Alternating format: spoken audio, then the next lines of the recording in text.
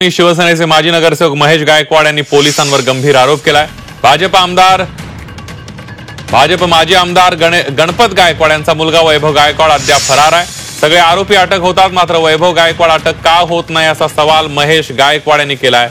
गणपत गायकवाड यांनी महेश गायकवाड यांच्यावर गोळीबार केला होता। त्या गोळीबार प्रकरणात वैभव गायकवाड आरोपी आहेत। लवकरात लवकर वैभव गायकवाड यांना अटक केली नाही तर जनआंदोलन करणार असल्याचा इशारा महेश गायकवाड यांनी दिला। सीसी फुटेज मध्ये तो तिकडे उपलब्ध आहे वैभव गायकवाड, तो अजूनपर्यंत फरार आहे। त्याची साधी लुकआउट नोटीस सुद्धा काढली नाही। या ठिकाणी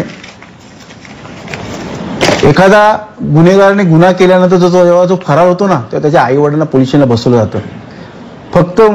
फक्त भाजपाच्या पदाधिकाऱ्यांना फक्त वेगळा न्याय आणि सामान्य माणसाला वेगळा न्याय हे याच्यातून दिसून आलेलं आहे। मला जर या ठिकाणी मी एवढंच सांगेल की मला न्याय मिळाला नाही आणि वैभव गायकवाडला अटक केलं नाही तर मी जन आक्रोश आंदोलन या ठिकाणी करेल।